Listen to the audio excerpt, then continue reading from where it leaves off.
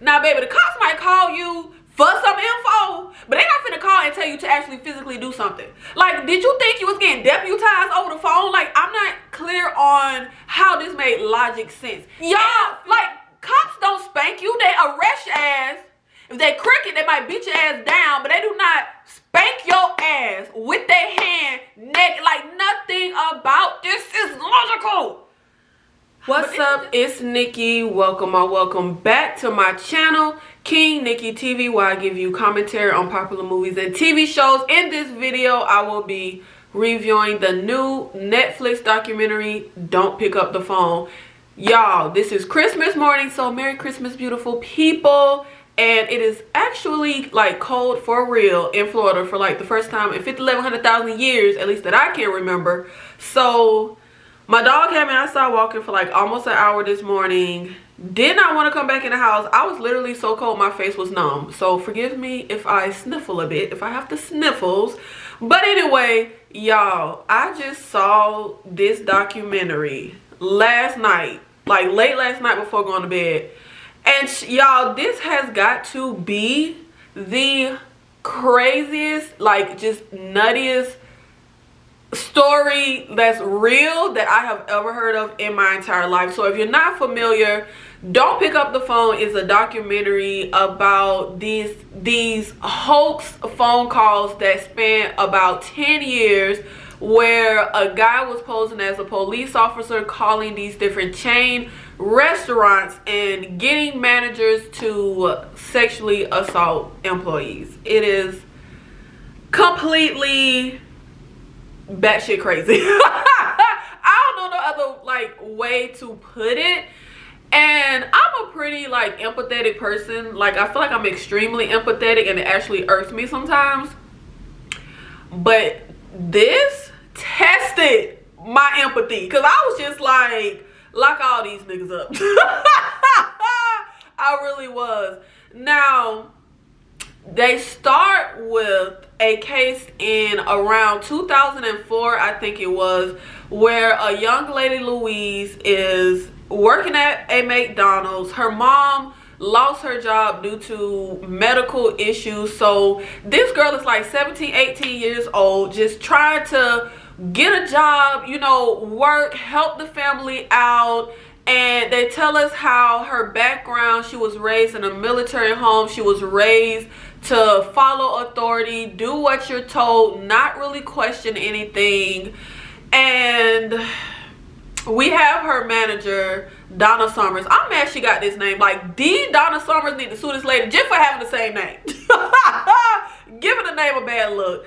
Now, I will say I am so grateful that my mother did not raise me like that. Like, she raised me to question, not just blindly follow. Even though she said I took it a little too far, I was definitely not that kid doing something just because an adult told me to do it. I was the one gonna be like, wait a minute, do what now? Why I gotta do that? Why?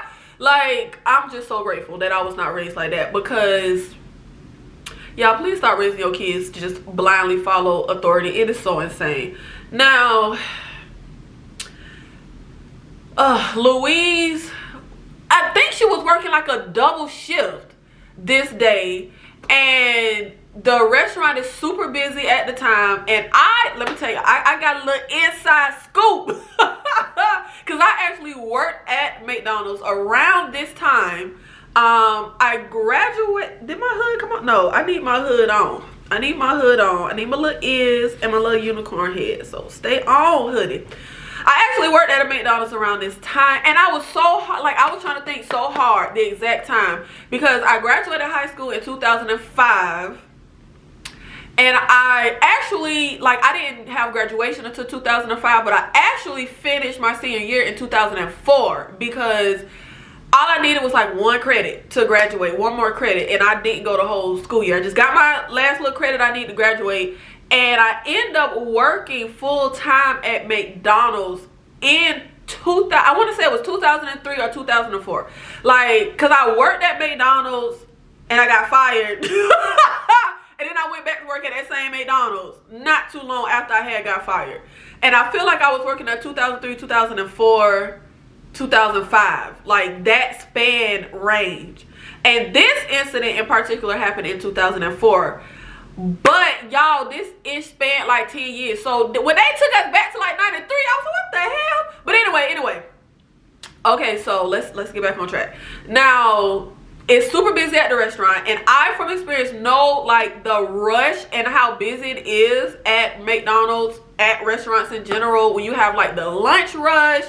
So they're already like overwhelmed. Donna, the manager, gets a phone call. And the phone call is a man on the phone saying, they are in Kentucky. I'm with the, county police department. Whatever the name of their police department is, I'm with them. And we have a customer that was in your establishment today, and she claims that one of your employees stole her wallet. Now, I am a big I'm big on details, and I'm big on logic. Like, that's how I live my life. Like, when somebody trying to sell me something, give me a little spiel, I'm big on the details, and I'm big on something being logical. Now, let's pay attention to the details that old boy gives Donna. You had a customer earlier today. They claim one of your employees stole their wallet, okay? And he gives a general description of a girl. And Donna's like, yeah, we got an employee here that look like that. See, this is where that profiling come in. Because a lot of general descriptions could fit a lot of people. If you say, hey, there was a black girl with like light brown skin with locks, like short, medium length locks, brown eyes. Hello? Like, it's a lot of people that probably fit that general description. If I say, yeah, it was a little blonde girl with like medium length hair, it's a lot of people could fit that description. But Donna is just like, yeah, we have an employee that looks like that. So she calls the young lady Louise into the back office.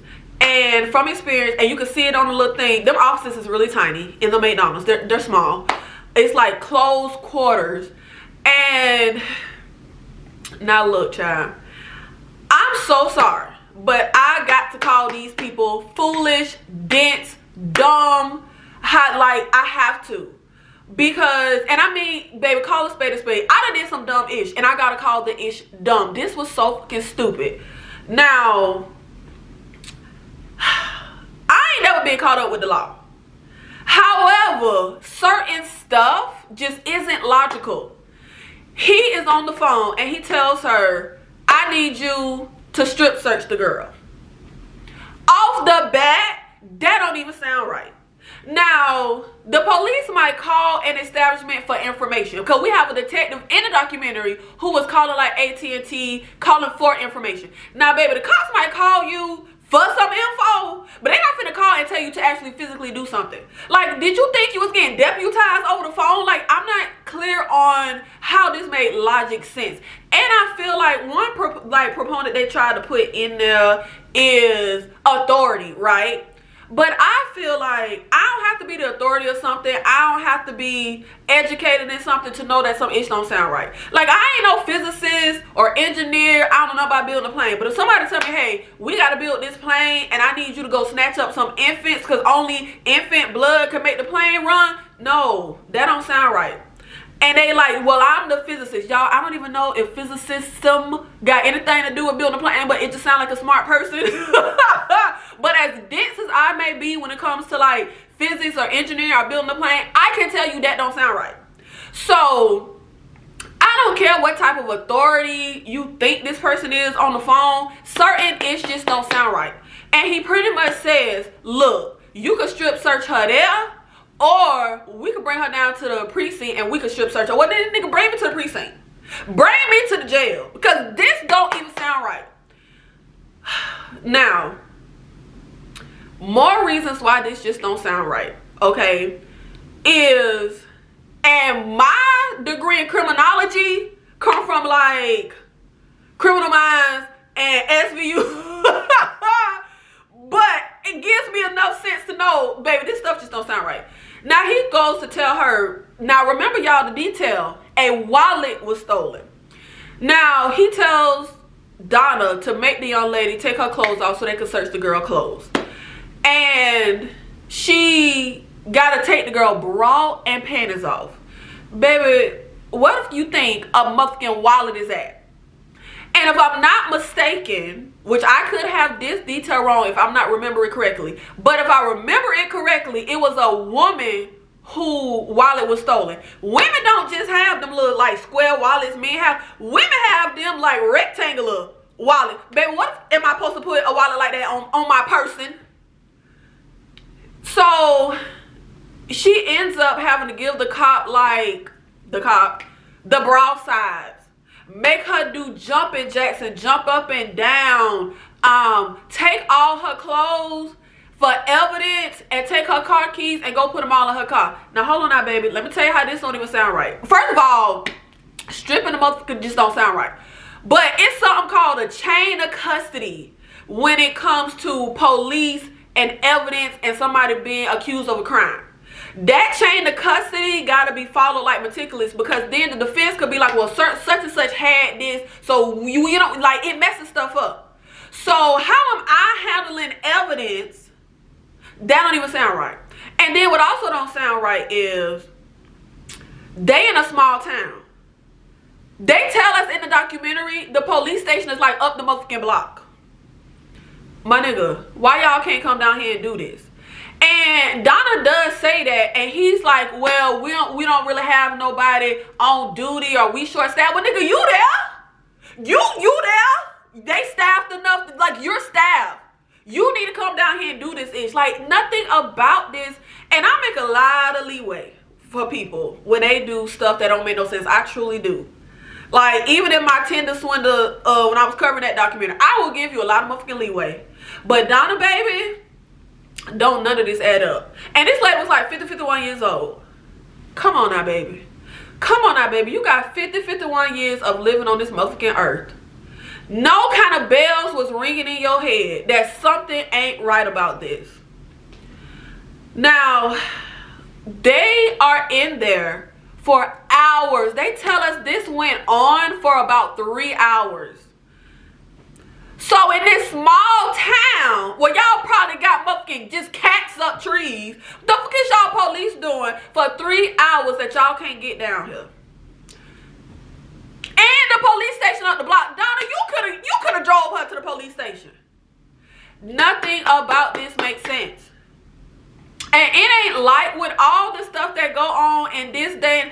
I could see, y'all remember that documentary where the damn parents, like the mom and dad, was having sex with the man, and then he was like messing with their daughter like crazy-ish. That was like back in the 60s or something. Y'all, this is 2004. Donna. This the millennium. So Donna is telling the man on the phone, I got a whole restaurant to manage.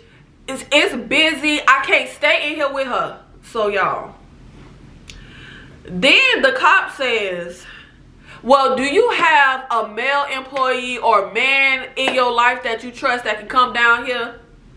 Now hold on now, baby.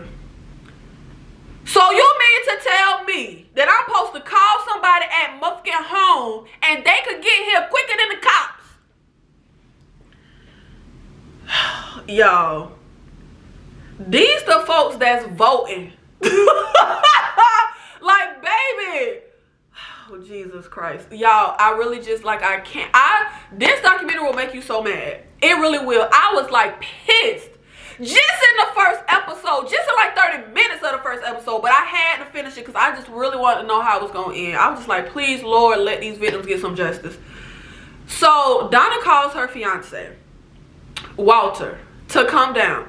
Baby, let anybody I know call my motherfucking phone and say, Nick, I'm at work. I got a cop on the phone saying my employee stole something, and I need you to come down here and facilitate all this and watch the girl, and I had a strip searcher. Nigga, don't call my black ass for no issue. Don't even involve. Like, that don't even sound right. Now, they end up having a psychologist come in and tell us about this Milgram experiment, I think it was called. Hold on, I think I put it in my notes. I want to say it was called the Milgram experiment. Yes, it's the Milgram study. And they try to tell us how they took teachers or something and did like this fake experiment where it was really actors, and the teachers ain't know it was fake. Obviously, you ask them a question, and if they get it wrong, you gotta like electroshock them. And they were saying how it was high voltage that could like really cause pain and possibly kill you. And even though the people was like they didn't want to do it, they still just pressed the button because it was what they was told to do or whatever. Now, I completely get blindly following authority. I get that 111th, that like I get it. However, we have to also bring in the fact that sometimes that's just your reason to do something that you want to do. Because let me tell you, child, Donna was just stupid. Donna was just musking a fool beyond measure. However, Walter was sick. Walter was sick, and this was his chance to do something he already wanted to do. Now, it ain't no way you could tell me that you really, and all of you believe this, the motherfucking cop on the phone telling you to do this ish. Now, and even if there is, and that's another thing, even if it is a cop, like let's say that's not a lie. Why baby, you could be a cricket cop. Like, just because you are, like, let's say that is the title. Let's say he is a cop. If he would have told Donna, if he would have told you to take a knife and stab the girl, would you have done it? If he would have said take a nail gun and nail her to the wall so she can't run away, would you have done it?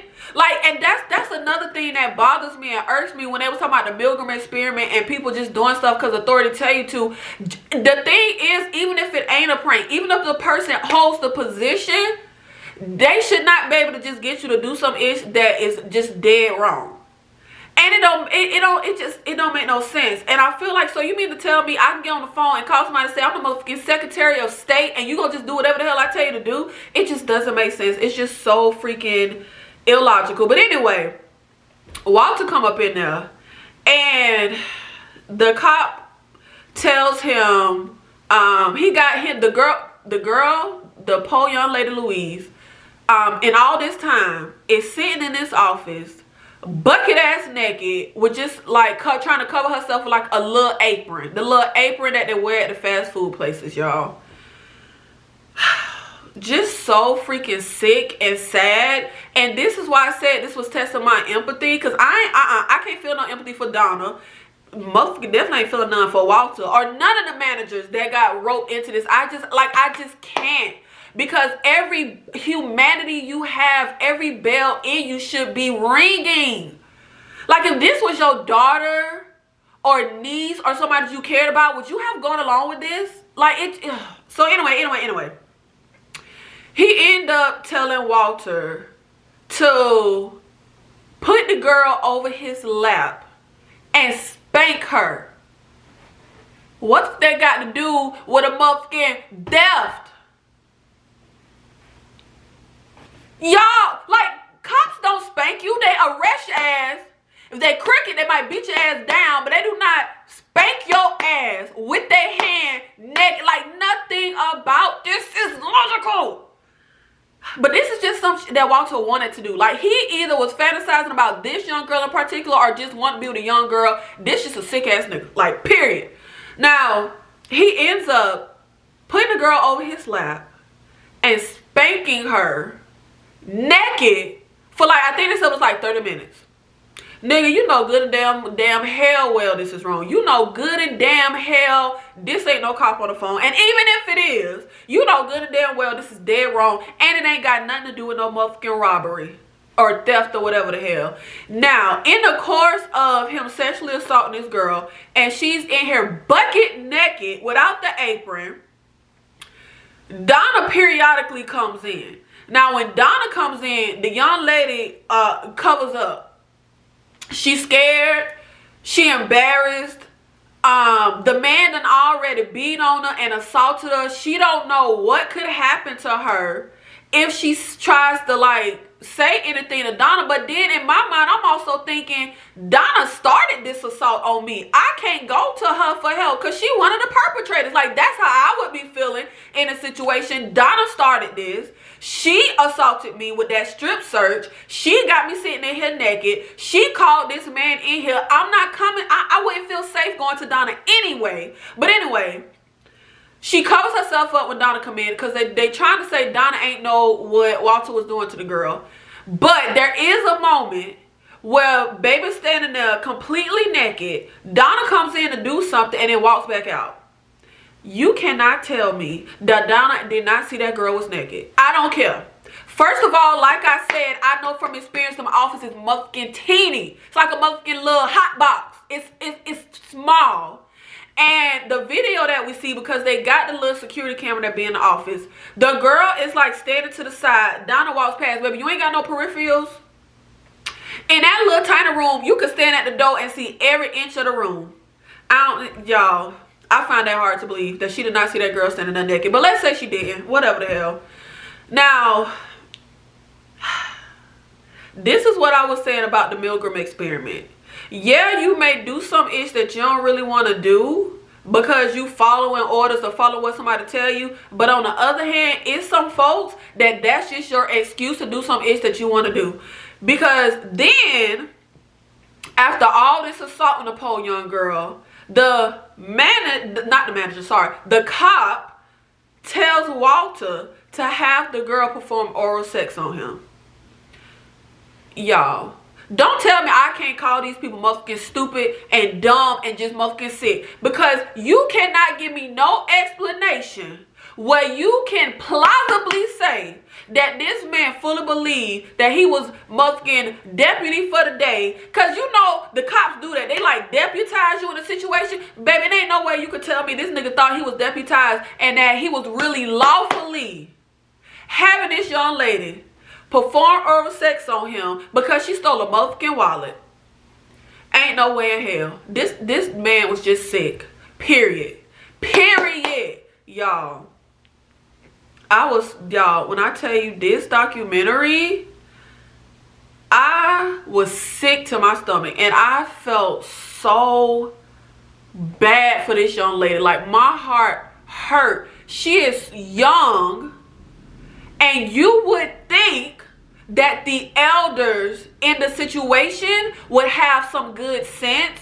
You would think that Donna, as the motherfucking 51-year-old woman, would have the sense for, you know, to protect this young girl. Would she's 17, 18, and I know they be like, once you turn 17 or something, you an adult. But to me, baby, until you hit 20, like, you look kind of a kid to me. Like, you still a minor. You don't have a lot of life experience. You, like, come on, man. Like, this is a young girl who they have her talking in a documentary.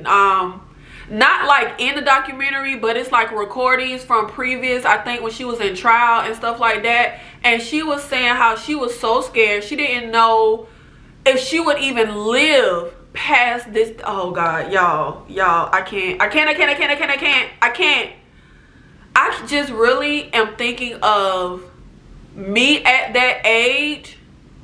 Like, that's so sad. And as much like spunk and attitude and just all this ish that I had at that age, there is still, no matter what, a certain level of like naivete, fear of the unknown. Like, when you're in a situation like that, I remember going to the gynecologist for the first time when I was like 16, 17 and did not want a man.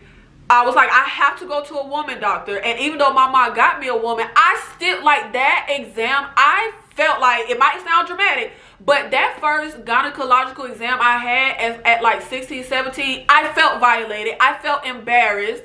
Like, this young lady is in here naked, violated, scared, confused, probably in shock, because this whole thing sounds fucking unbelievable. When the cops get called and they call the detective, they like, baby, this so crazy, we can't even explain to you what's happening. We need you to just get down here. Like, it is literally unbelievable. I'm sure this young lady was just so out, just confused, didn't even probably to really process what was happening. And you would think that the elder in the situation would have the good sense to protect the young lady, but no, she didn't. So after Walter with his sick ass rapes the young lady, because that's what it is, he runs up out of there. He just runs up out the whole thing. And Donna come back in. She don't know what happened, why he left, whatever the hell. And a janitor ends up coming in. And he gets on the phone. And he like, the cops? Do what? Nah, nigga, this don't sound right. And he hangs up the phone. And the police get called. And I do have some issues with the documentary. I feel like it's a good documentary, but I feel like it was way too short because it was a lot of information that I feel like they could have included. Now, they tell us that this prank caller wasn't successful with this prank caller wasn't successful with every call. Some people would hang up the phone, not do what he said, like how we had this janitor. I would have liked to hear from those people. I would have liked to hear from the people who was like, hell no, and hung up the phone. Or the people who may have thought it was real, started to go along with it, and then when the shit got to strip search and weird-ish, they was like, oh, hell no. I would have liked to hear from those people. Because, look, I could be wrong, but I really feel like all these managers that did that ish was sick.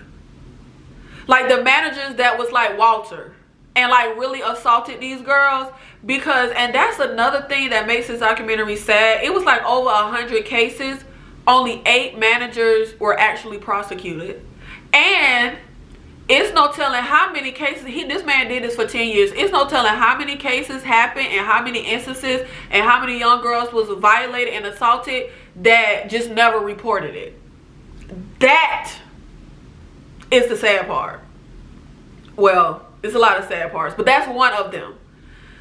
And it's so crazy to me how, because like I said, I worked at a McDonald's, I worked at a Roadhouse Grill, which if you're not familiar, was a restaurant, and just jobs in general, whether I was doing data entry, whatever. A lot of managers have this kind of like attitude, holier than thou. They think they better than you, you know, they're a manager or whatever. It was very interesting to me that these hoax were played on managers, and all them niggas fell for this. All y'all dumb. If you the manager of a fast restaurant, I'm sorry. I ain't talking about you, but I'm talking about the ones that's dumb. It took a janitor to come in and say, this is stupid and it don't sound right. But the manager, Donna, was all in on it. Not in on it as in like a conspiracy, but I mean like falling for the ish. And didn't have the good damn sense. Ain't have the sense God gave a duck.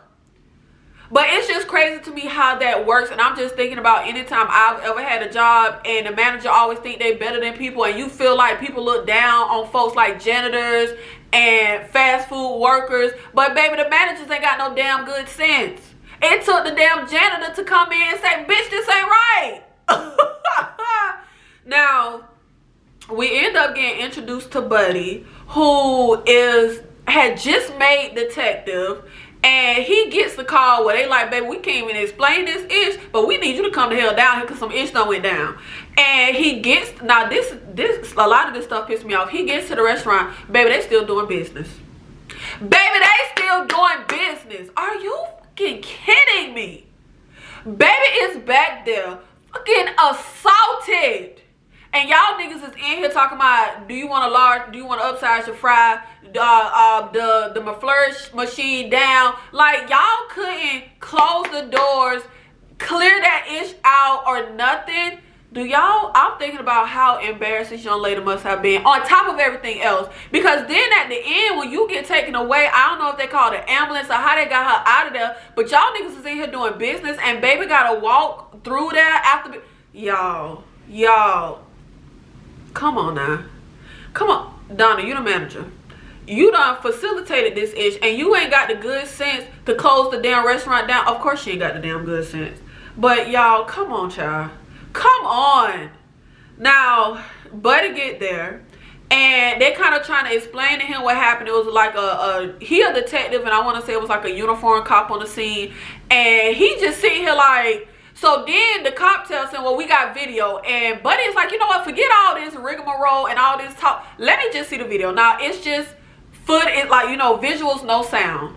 But even in no sound, Buddy could still get everything that was going down. And he sends the cop to go arrest Walter, who had fled the scene, child, with his sick ass.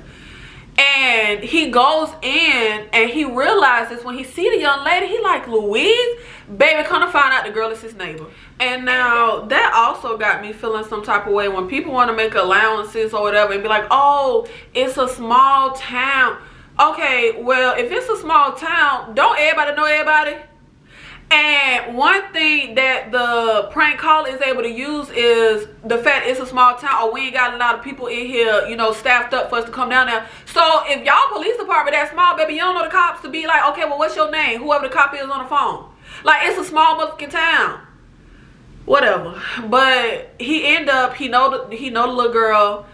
She's his neighbor, and her dad and Buddy had been like childhood friends or whatever, lifelong friends. So along with this just being wrong on just a humane level, now he kind of got more of a battery in his back because it's kind of personal in a way. And Walter ends up going to jail for 5 years. And Donna, and this is why I was like, this ish was testing my empathy, because we had footage of her in court on her trial, and she crying and talking about her life ruined, and I felt no empathy. Baby, Louise's life ruined. Like, F your tears. What about the young lady? And I feel like even if you do something stupid, right? You're not doing anything malicious. You're just dumb. You just make a dumb freaking decision, right? And let's say you feel empathy and remorse and it's genuine, you still got to pay the piper. I remember my mama telling me that when I was growing up. It don't matter if you learn a lesson, if you feel bad, if you didn't mean to. You have to face the consequences to your actions. Now, does that necessarily need to equate to, like, does consequence need to be punishment per se? Does it mean your life need to be ruined? I don't know. It's varying degrees of whatever the hell you might have done. But in this case, I don't care that Donna's life was ruined. I'm sorry, because I'm thinking about this young lady's life was ruined and the nightmare she likely has. Like, you aren't the one that was violated. You not gonna have PTSD possibly, or nightmares, or problems forming. Like, who knows if the young lady was young? What if she never even had a sexual experience? Even if she did, like, this could ruin any type of intimate relationship for the future. Like, this girl life literal is ruined. And Donna ends up only getting 1 year probation, and I ain't agree with that. You facilitated the sexual assault of this girl. Period. Like, period. Did you mean to? Was that your intent? No, but that's what you did. And when I tell you, child, I be all with the abolitionists. I be on board. Like, yeah, I'm with y'all. But then I hear stories like this, and I be like, lock them niggas up. Put them under the jail. But specifically Walter. Donna ain't need to go under the jail, child, because she was just a dumbass. But Walter ass, them 5 years, that pissed me off. Because if you sentenced to 5 years, baby, how much time did he actually do? And yeah, he got arrested as a sex offender or whatever the hell, which is going to affect the rest of your life, but that's just not good enough for me. That's just not good enough for me. This is, oh, I felt so bad for this young lady. Now, Louise ends up suing the McDonald's. And she sued for $200 million. And I personally get annoyed when people be like, oh, you doing this for money, or why a person suing for money. First of all, for a consequence to really be a consequence, it got to be something that matters to you. You know what I mean? My consequence can't be, I'm going to take your video games away. I don't give a fuck about video games. It's not a consequence. A consequence needs to be something that's going to actually hit you. And the only way to hit a corporation, a conglomerate, or stuff like that is to hit their pockets, is to hit them financially. A lot of times, the only thing people really care about and the only way to really affect them is to affect their money. And I feel like if I was on the jury, I'm awarding 500 million. I'm awarding $1 billion. I'm going to award however much it takes to motherfucking bankrupt the company. I am. Because let me tell you, they was culpable. This happened over the span of 10 years. And before Louise's situation, they had settled cases with other people affected with this prank caller. They knew what was going on. And I think it was the detective buddy who said they could have notified managers, notified employees, had something posted by the phone that there's a prank caller. He's pretending to be a police officer. If you get a call like this, here's what to do. That would have been easy, and that wouldn't have hardly cost no money. And I can tell you personally, I remember my orientation and all that stuff when I worked at McDonald's. Baby, this was not mentioned. And I worked there around this time. Like 2003 to 2005. It might have been a little longer than that. Might have been 2003, 2006, something like that. Because I didn't get my first office job till I was like 19. So yeah, I was at McDonald's for a while. Like, I want to say I was there for like a year, got fired, went back at the same place and worked there again for like a year, maybe like a little longer than that. And baby, I ain't never heard of this case. I ain't never heard of this a day in my motherfucking life. Never. It would not have been hard to just give folks a heads up and say, hey, this is happening. It has happened at other McDonald's. If this happens at your establishment, do X. Now, a big reason why I personally just don't like the justice system, I don't like court cases, is I feel like it's just all performative. It's a show. It's semantics. And one thing that they are notorious for doing, which they did in Louise's case, is attacking the victim, which I can't stand. Attacking a person's character, which, by the way, you could be a person of low character and still be the victim of a crime. Like, I hate how they try to attack your character as if, what if I do have bad character? I still was motherfucking sexually assaulted. I can have bad character and be sexually assaulted. Like, that's so stupid. But anyway, the thing that was, first of all, for this to be a huge conglomerate corporation, y'all had some dumbass motherfucking lawyers. Because the lawyer tried to say to the poor little girl, well, why you ain't just get up out of there? Bitch, I'm naked. What the hell did you, first of all, Louise say she was scared and ain't even know what was on the other side of the door. Then, baby was naked. I'm already humiliated, scared. Let's say I do get the guts to get out, which I hate to even say guts, because it's I don't want to say anything negative about the victim, because nothing is on her. But let's say I do jump up to try to get out. They took my keys. They took my clothes. The restaurant is packed. So am I supposed to run through this restaurant bucket ass naked with nothing over me but an apron, and then do what? Because I ain't got my car keys, run down the damn block naked? Like, come on, baby, let's use some common sense. And then to be putting it on Louise like she should have stopped the situation. And I hated how the girls who was assaulted felt dumb and blamed themselves.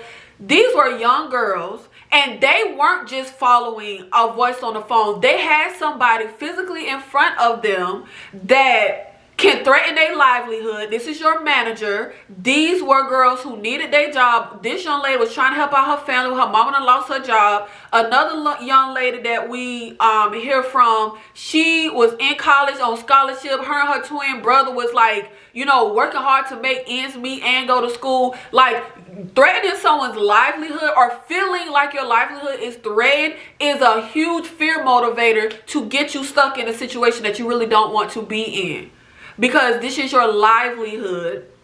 But then also to say that this young 17, 18-year-old girl should have had more motherfucking sense than the damn 50-year-olds. If the damn 50-year-olds ain't have the good sense, lawyer, how you telling the little young 17, 18-year-old girl she should have had more damn sense than the damn 50-year-olds? Come on now, baby. It was just so stupid. But They tried to attack the damn victim, which ain't go over well. And then also in the court case, they literally played the entire 3-hour footage for the jury. Baby, the second they put that motherfucking footage on, I was like, wrap it up. Put a fork in it. It's done.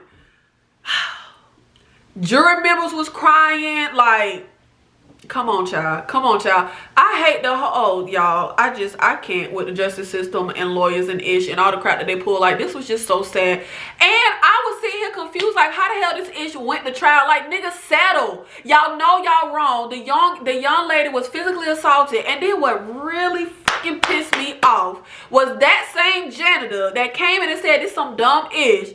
They had him on the stand testifying, talking about, oh, well, the young lady was in there talking about, I'm finna get money. Let me tell you like this.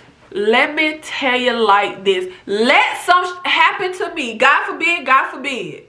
Well, I'm assaulted, hurt in any shape, way, or form on a job or by an establishment or by a person with money. Hell yeah, I'm finna try and get paid, because what other way can I hurt you or get compensation for what, or justice for what happened to me? Hell yeah, I'm finna get sued. I mean, if you got workers' comp, don't you? If you get hurt on the job, don't you get motherfucking workers' comp? Baby, I got assaulted on the job. So yeah, cut the check. Like, I hate how people make it seem like if you're a victim of a crime or anything along those lines, you're not supposed to try to get any type of financial compensation. This young lady was terrorized. Like, who knows what type of life she was living after this? I probably can't just go get another job and live a normal motherfucking life. I'm probably having nightmares. I probably can't sleep. I'm probably trying to get therapy. Like, it's a lot of ish that plays into that. A family was already not doing well financially. Baby was working a double shift and got a job to help out. Hell yeah, give me my money. Run me my check. I hated that he got up there and did that. I really, really hated that. And let me have been on that jury, because she won her case and was awarded not the $200 million. I want to say, did I put it in my notes? How much did she get? Was it $20 million? Dang, I didn't put the amount that she got. But I want to say it might have been, I want to say it was 6.1 million. I want to say it was like 6 million. But man, let me have been on the jury. I'm telling you, I would have awarded 500 million. I would have awarded whatever it took to bankrupt the company. Now, at the time, Buddy thinks he's the only person working on the case. And it's so much about this documentary that pissed me off. So they had, like I said, this spanned like excuse me, this spanned like 32 states, 100 different incidents. And a big issue was police weren't trying to really investigate, find out who the caller was. Like, yeah, they would like go after the managers or whatever sometimes, because like I said in the documentary, they told us out of 100 cases 8 managers were prosecuted. That pissed me off. What the hell do cops be doing? Do some fucking work, man. And it was hard work, and it was a lot. We had Buddy doing a lot, and another guy from Massachusetts, when Buddy finds out that it is another cop working on it. You mean to tell me out of 32 states, we only had 2 cops working on a motherfucking case? Out of 32 states, we had 2 detectives working on this case. Baby, that is so outrageous, unbelievable, disgusting. Cops should be ashamed of themselves. I'm sorry. I'm sorry. But 32 states, and we only had 2 detectives working on this, when lives were literal ruined. And one thing, they was like, they didn't even try to track the phone calls, or it, like, I just couldn't believe it. But anyway, so we end up with an incident in Massachusetts, which is when we meet this other detective. Who was the detective in Massachusetts? What was his name? Victor. So we got the detective Buddy working on the case. We got the detective Victor working on the case. And Victor is trying to track these phone calls. And one thing that Buddy and Victor discovered is that these were calls made with the little prepaid phone calls, right? So we trying to track this stuff. Y'all, Victor ends up doing, I mean, they did a lot of tedious work. This was a lot of they actually did some detective work, and it was a lot. Now they end up tracing these calls. Y'all, when I tell y'all the way I screamed in my living room when them niggas traced this shit to Florida, I was just like, damn, it's always us. It's always us.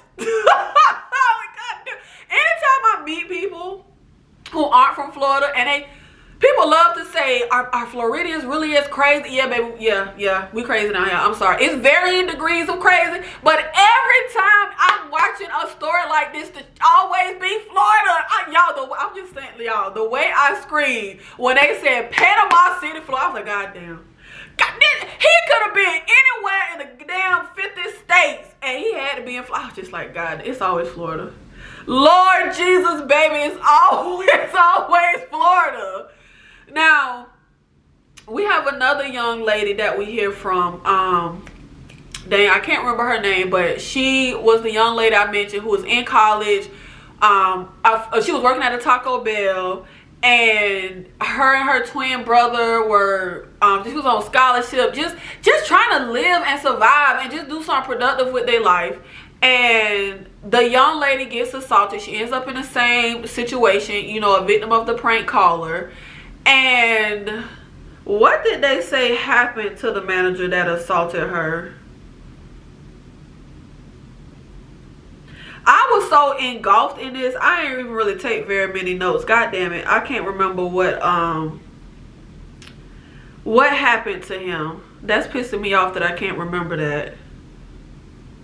Damn it, I can't remember what happened to the manager that assaulted her. I want to say he was prosecuted, but I just can't recall how much time he got, or if he got time versus probation. But he was prosecuted and he was found guilty. And that's something else that I discovered watching this. It's something that I never heard of, that Donna pleaded, damn, I can't remember what it was called, but it's basically something where you plead guilty, but you plead a plea where you maintain your innocence, but you acknowledge that there is enough evidence to convict you, so you plead guilty. And I didn't like that. And that's why I was saying I really couldn't have empathy for Donna, because I feel like you need to take full responsibility. That plea was not taking full responsibility. You ruined this young lady's life, but you up here crying about you and your life, and now you are doing a plea where you're not taking responsibility for the part you played. Like, that plea, you're pretty much saying you're not culpable, because you're saying I'm innocent, but y'all got enough to convict me, so this is the type of guilty plea that I'm pleading. I didn't like that. I feel like you did wrong. You facilitated this young lady's assault. Take full responsibility. I really did not like that. But anyway, the young lady with the Taco Bell situation, she tried to sue Taco Bell. And I will never understand how people side with like big conglomerates and corporations. So disgusting. All they care about is the bottom line. All they care about is their money. The way this young lady was treated, and when I tell you, I'm pissed that all these companies ain't motherfucking bankrupt and they still around, and they will never get a dime out of me, ever. Like, I'm so disgusted if I even just see the damn golden arches and all the ish that was pulled in these situations. I feel like ish was done, baby. Just settle, just cut them a check, like, just compensate them for what they went through, period. Like, it's not that hard. Y'all got the money. But anyway, she was treated, talk about victim shaming and victim blaming. The ish was on the highest level that I have never even heard of in my life. The damn judge victim blamed and victim shamed her, talking about she was dumb. Basically, I'm summarizing, not verbatim, but he basically said to the girl, and she read it to us verbatim, but he basically said to the young lady, you was a motherfucking idiot, and next time maybe you won't fall for this. Are you fucking kidding? Y'all, so disgusting, so disgusting, so disgusting. So she loses her case. Not even lost the case. I want to say it was like tossed out. So she didn't even make it to court. I hated that so badly. I hated that so badly. I feel like all the victims need to be financially compensated because, and this is another reason, first of all, like I said earlier, I'm all on board for the civil suits and trying to get money. If anybody with money harms me, baby, I'm suing for money. Number one, because that is the only way to hurt them. And number two, the thing that pisses me off is you could give these young ladies all the money in the world, they still gonna be effed up for the rest of their life. It does not matter what money you award them, they are going to be effed up for the rest of their lives. I am pretty sure that for these young women, that money is not going to heal, help anything regarding what they went through. But the money would facilitate to help them at least all the other problems and issues. At least the problem won't be financial. Like the young lady with the Taco Bell, she lost her scholarship. Oh God, the turmoil this young lady was likely going through. She loses her scholarship, drops out of college. This affects the rest of her life. Already assaulted gonna affect the rest of your life, but now as far as my livelihood and the comfort of life and the things I'm trying to achieve and where I get to live and the type of life I get to have, that is now affected. Cut the motherfucking check. Oh, that made me so mad. I will never support these companies. Can't do it, won't do it, cannot, disgusted. Now I cried a few times in this, but when her twin brother was talking about how he blames himself for not doing enough, and when he talked about the innocence and the light, oh Lord, I'm about to cry now. The innocence and the light that his sister had before this incident that she lost and no longer has after the incident. And this is why I just do not judge when people sue for money.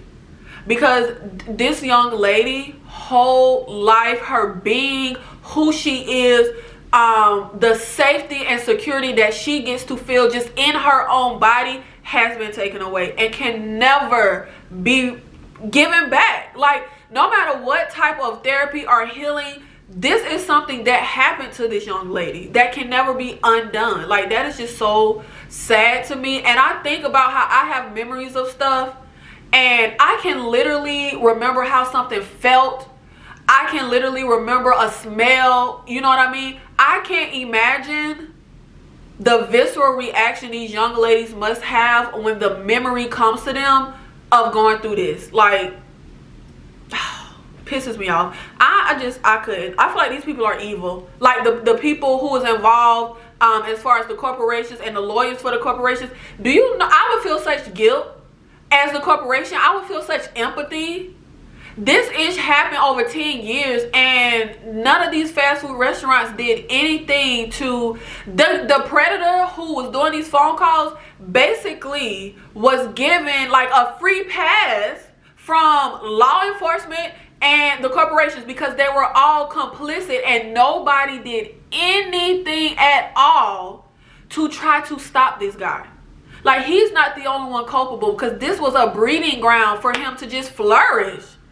Now, what was the detective from Massachusetts? Victor ends up getting down to, before he gets to Florida, he tracks the purchase of those phone cards to a Walmart and he gets security footage, right? It was the worst security footage ever. Like, he was like, it's useless.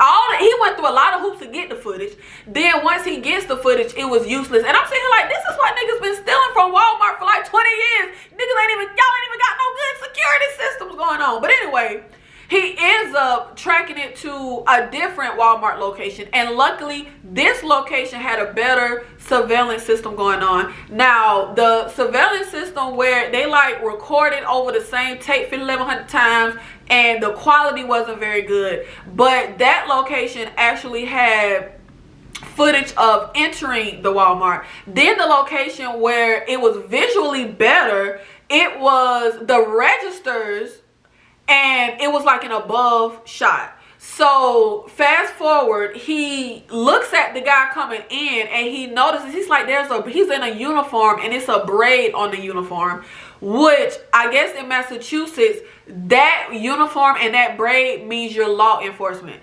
Y'all, again, I screamed when they said Florida, and I screamed when I was like, so it is a cop. Like, y'all, I was like, so it is a cop. I screamed. I was in a tripping. I was like, and that's why I'm like, I'm calling these people stupid, and I give them no leeway. Because the point for me with these managers is not the fact that it's not a real cop. For me, it's the fact that wrong is wrong is wrong is wrong, even if it was a cop. Because I don't like the cop out of people just, oh well, they weren't stupid because people just follow authority. I don't care. Even if somebody is in a position of authority, wrong is wrong is wrong.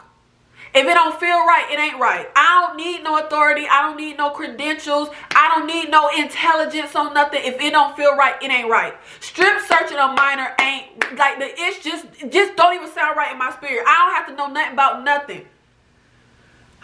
Or not even a minor. Just strip searching somebody and violating them. It just don't even sound right. Nothing about that sits right to me. I remember getting my first dog, 8-week-old puppy. And the biting phase, the potty training, just her being mischievous, getting into stuff, and all, etc., etc. And I remember getting on a Facebook group for dog owners and trying to get help. And I remember them being like, she used to pull real bad on the leash. And I didn't know nothing about training the dog to walk on leash. I just put on her harness and leashed her up when I got it, and baby, we just walked. Like, I didn't know nothing about doing none of that stuff. And I remember them talking about like popping the dog in the nose and doing like a little choke collar so that when they walk, it like pinches and chokes them. Baby, I ain't know nothing about nothing when it comes to raising a dog, having a puppy. But I just felt like inflicting pain, and I'm not judging nobody for what they do. I'm just saying in the sense of something just not feeling right to you means you don't do it. Like, it's nothing that needs to be explained, answered. If it don't feel right to you, don't do it. I don't care who is in authority. So I'm talking to like, also I was talking to like dog trainers, or like a coworker I had who had a dog, and everybody was pretty much on the same accord.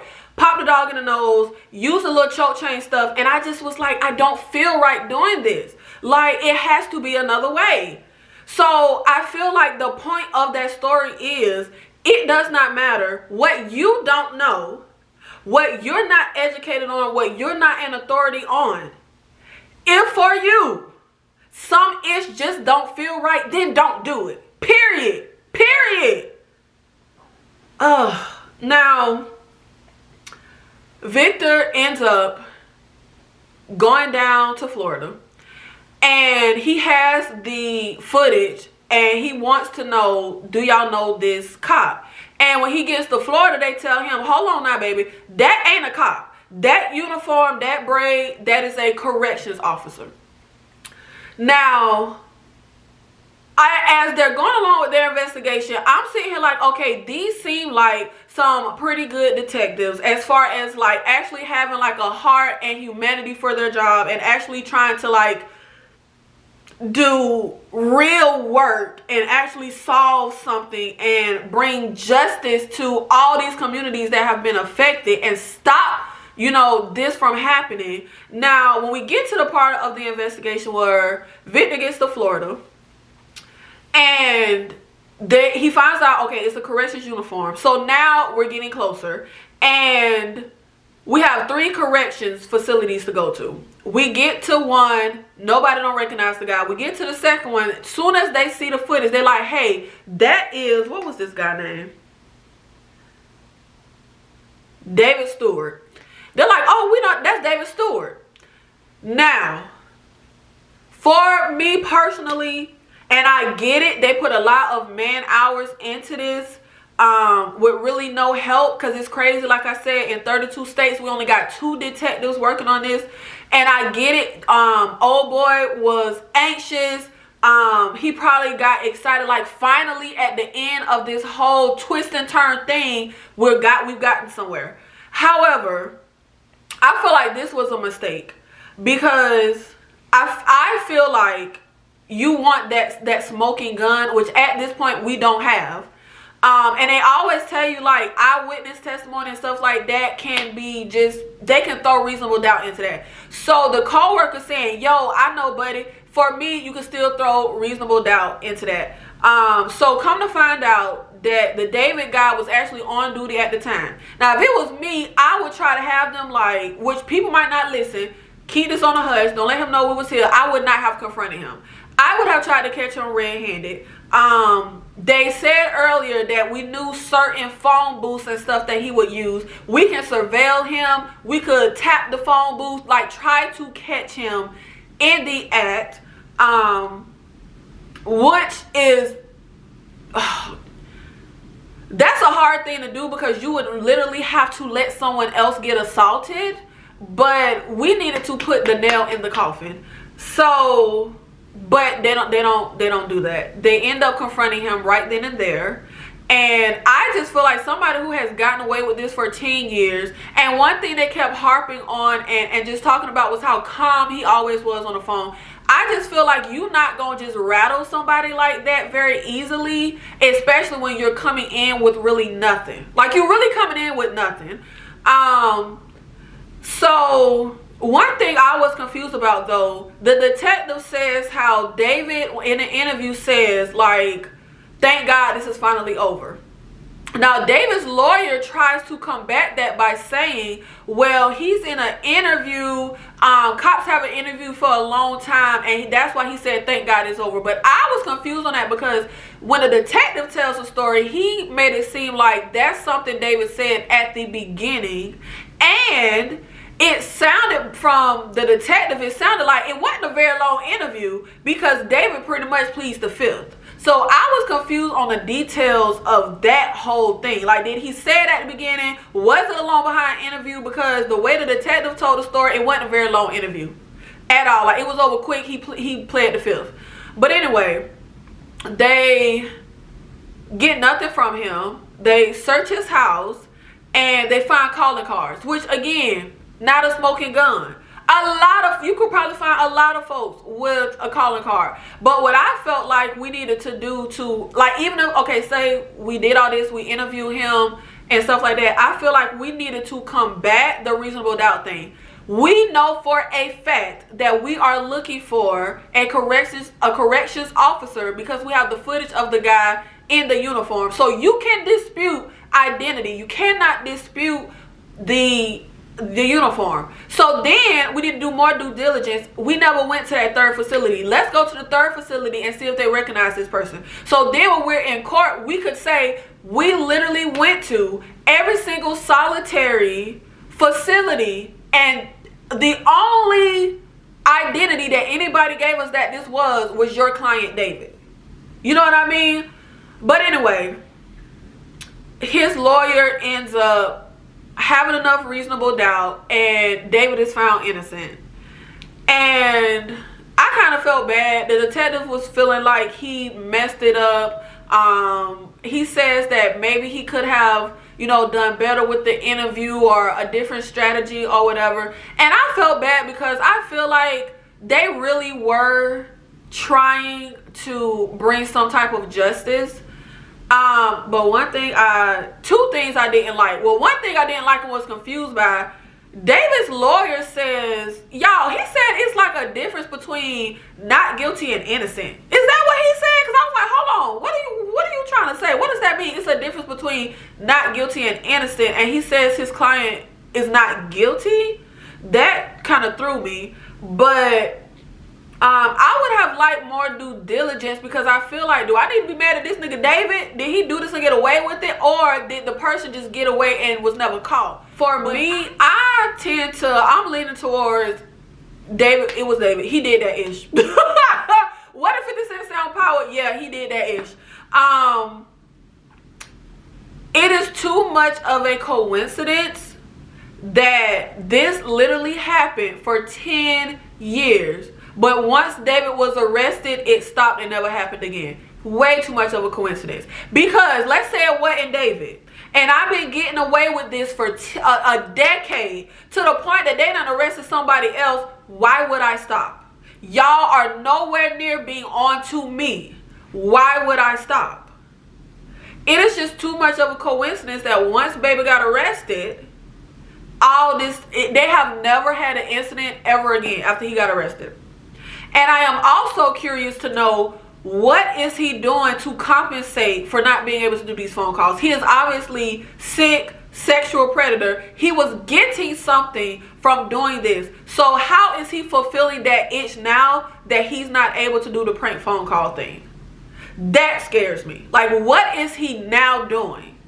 And I'm curious to know, because they was also saying how he was like obsessed with wanting to be a cop. He went to the academy. Now, they didn't tell us why he ain't make it as a cop. Like, if he went to the academy, why is he now a corrections officer and not a cop? But anyway, it also scares me. He's a corrections officer. He's power hungry, hopped up on like having authority. What the hell is he doing at the damn facility with his power there and his authority there?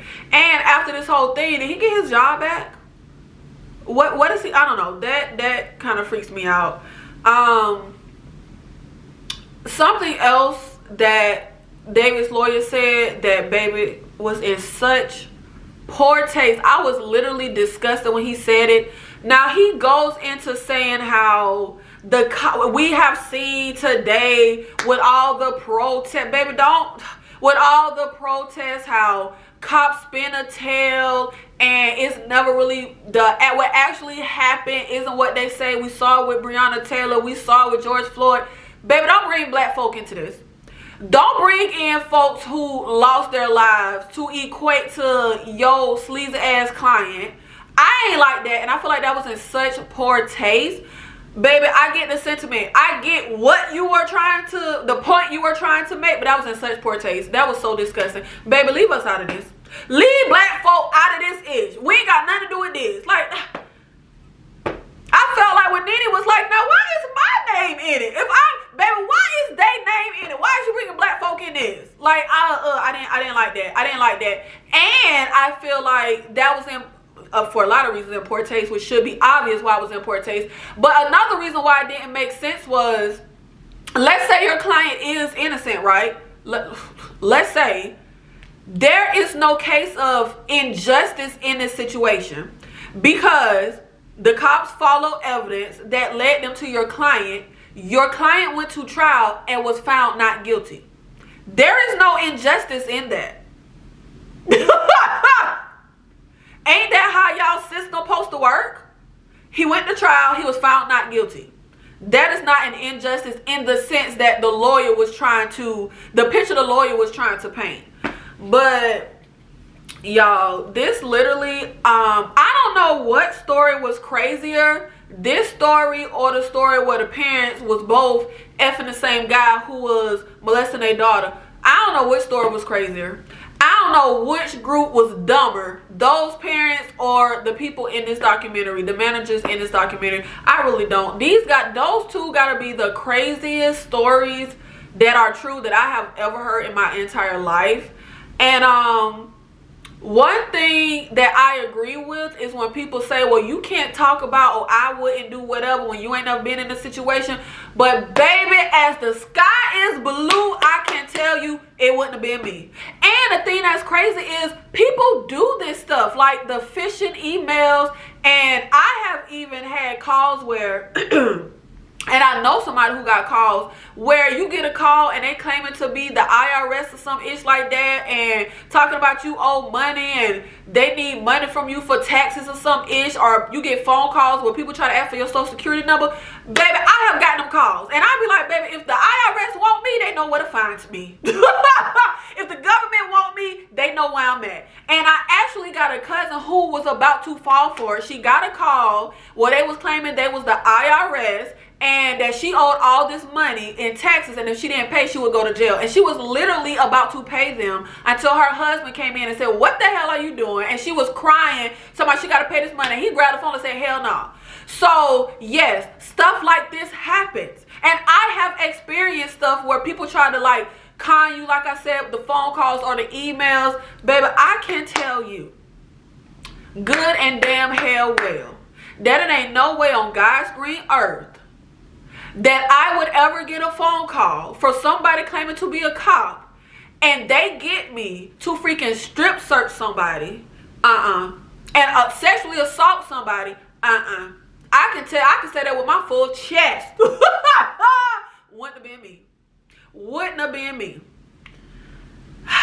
This was literally just, y'all, I'm talking about, this is a word that I don't really use. Baby, I was outraged. I was outraged. And I hate watching documentaries like this when it's a documentary where we don't get, there is no happy ending ever in a story like this, but when the perpetrator gets away, freaking 99.999% of the victims don't get any type of semblance of justice in any shape, way, or form. I just sure hope that some way Louise, the young lady from Taco Bell, the other victims who they don't even know about, I sure just, God, I hope they're okay. I hope Louise, you know, still has her money, doing something productive and happy with her life. The young lady from Taco Bell as well. I would have liked if they updated us on whether she ever went back to college and stuff like that. Another situation I forgot to mention that I did not like or agree with, and that's something else that makes me think that David is guilty. They say at the end of the documentary, they reached out to David to be a part of the documentary. He didn't. Babe, if I'm innocent, like if I'm like the Central Park 5, I want to tell my story. So that's kind of weird to me. And I get it. You can say that not everybody want the notoriety, not everybody will want to be on camera, but they already got your identity. They already put your name out there. So why not tell your story if you're innocent? But they also say that they reached out to McDonald's. Of course, they ain't finna comment, but I'm telling you, baby, McDonald's won't get my money. Won't get my money. Taco Bell neither. Won't get my money. Won't get mine. And I hated working for McDonald's. But whatever. I could go into that, but you know, I'm just poor. I don't need nobody trying to sue me, but I hated working out. But you know, that's a whole nother thing. But another story that I forgot to mention was we had this man who was about 52, 50 comma, like also, he was also 50, who had just became manager of like a Hardee's or something like that. And he gets one of the prank calls and he strips the young lady and goes through that whole thing. I'm sorry, but it's sexual assault, whatever. And he was also told to make the girl do jumping jacks naked, that you have to make her sweat because it'll be some kind of green residue. Y'all, do paper money leave a green residue? I don't know nothing about that. I don't. First of all, I haven't had physical cash in like 100 years. I always just use, you know, my card. But when I'm thinking back to having cash, I don't know nothing about no. And I have had cash get like wet. I don't remember no green residue, but whatever the hell, child. But the young lady asked him to cover the camera, which I completely get, because the embarrassment that I can only imagine Louise felt when knowing people have to watch this tape that they played it during her trial. That's embarrassing. That's probably like getting violated all over again. Like, I completely get that. He didn't cover the camera though.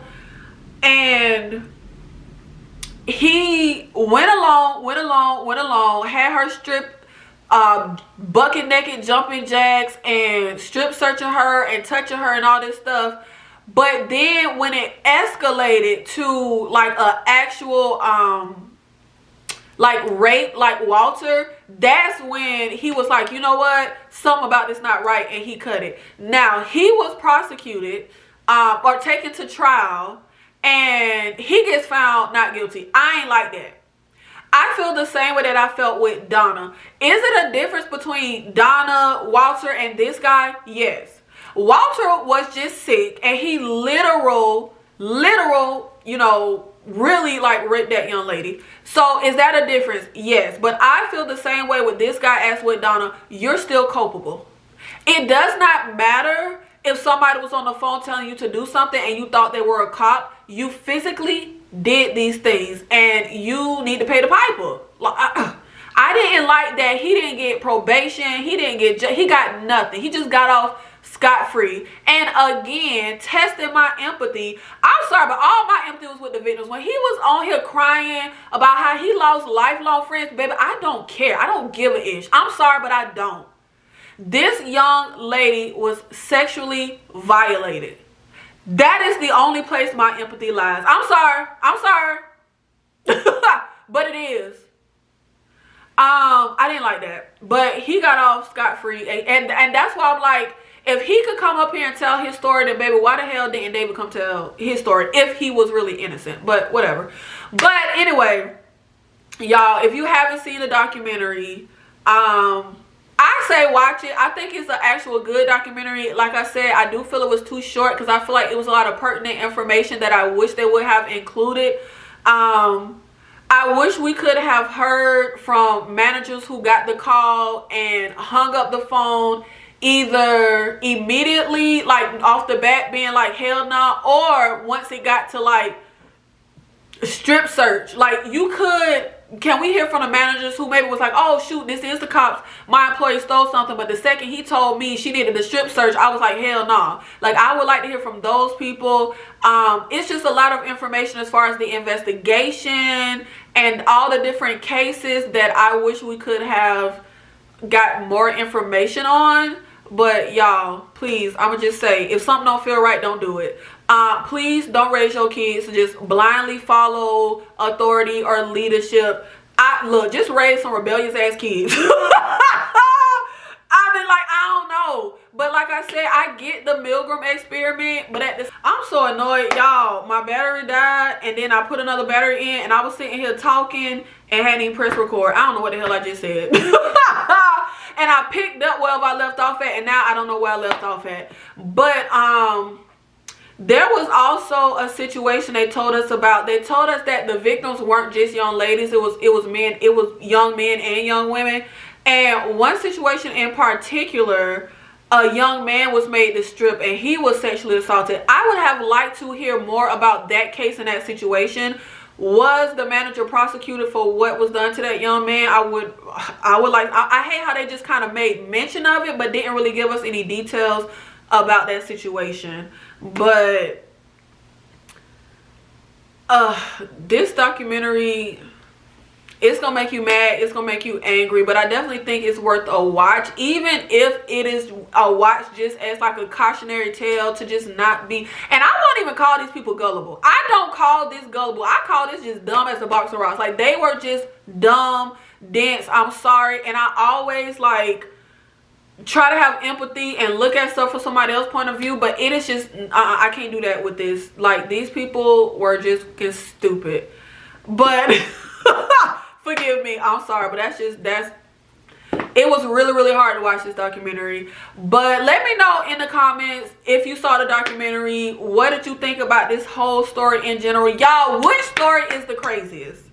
The parents who was both having sex with the man who was taking their daughter, or this doctor? Like, which is the crazier, most unbelievable story? I'm really having a hard time picking which one, because both of them is just some batshit crazy people. Thank you so much for watching this video, for supporting the channel. Make sure you like this video, comment down below. Make sure you subscribe, have your bell notification on so you will be alerted when I post. Merry Christmas or Happy Holiday, Feliz Navidad. I don't even know what that means. Happy Hanukkah, happy just Sunday, whatever you celebrate, whatever is happening for you today, whatever day you watch this video. I hope things are going well for you. I hope, you know, you're not as dumb as Donna. Let me stop. But thank you. I'll see you in the next one.